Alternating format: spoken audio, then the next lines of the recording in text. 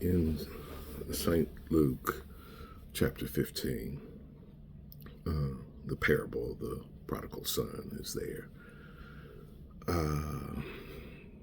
The prodigal son got his share of his own wealth and went off to a far country, and he wasted his wealth with riotous living. So he attached himself to a citizen of that country. Now, first of all, he's not even supposed to be in that country, but he's attached. So now he's making friendships that are outside of his norm and possibly even beneath him. And it said he, after wasting his money in riotous living, he was sent to the hog pen. First of all, the hogs are ceremonially unclean to a person like him. And it said he began to be in want. He started hitting the needy places. Riotous living put him in a tough spot. And then it says, and he would feign, that word feign in the Greek is epithemio, and it talks about intensity.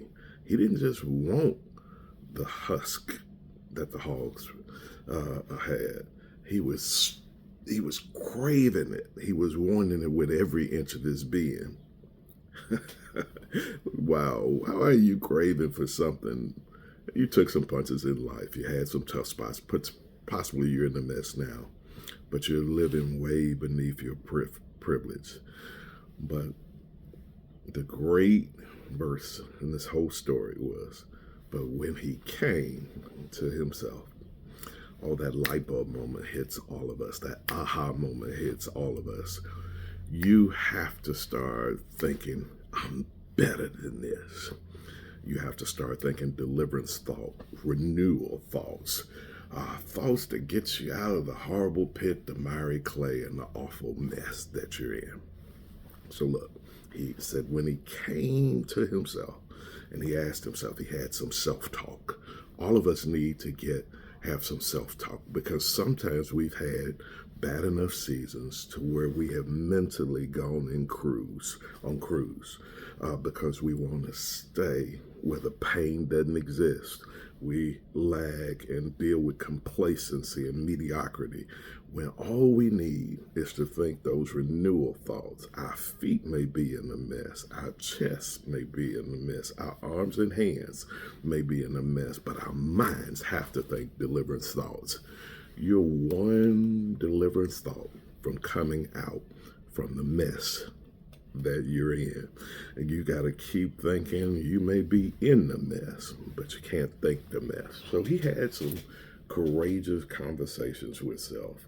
How many hired servants of my father back home have bread enough to spare, and here I perish with hunger?